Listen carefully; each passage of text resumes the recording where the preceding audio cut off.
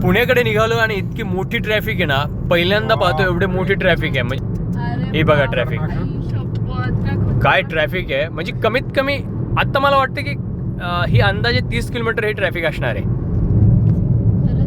सध्याला जे नाशिक, धुळे, जळगाव, भुसावळकडे जे जाणारी लोक आहे पुण्याकडून, त्यांनी थोडंसं या ट्रॅफिककडे लक्ष द्यावं, जेणेकरून तुम्हाला तो बघा. म्हणजे एक आश्चर्याची गोष्ट बघा, या गाड्या मागे ओळखत आहेत. त्याचं कारण असं आहे की यांनाही लक्षात आलं की पुढे खूप मोठी ट्रॅफिक आहे. म्हणजे बघा लोकांनी कशा पद्धतीने हा प्रकार सुरू केलेला आहे.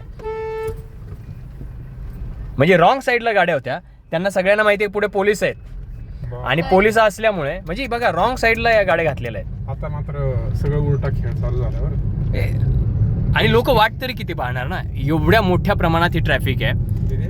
पुण्याची नगर मार्गे जावं लागतं का उद्या?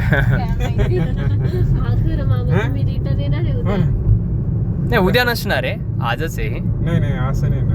नाही उद्या नाही ना, एक लाईन चालू आहे ना फक्त. दिवाळीची सुट्टी असल्यामुळे ही ट्रॅफिक बघा. म्हणजे मी अगदी झूम करून दाखवतो की हे बघा, हे ट्रॅफिक बघा. म्हणजे आम्ही फक्त 20 ते 25 किलोमीटरसाठी मला वाटतं आम्हाला 1 तासभर गेला. आम्ही तासभरापासून आम्ही तो आमचा प्रवास चालू आहे. चालू असूनही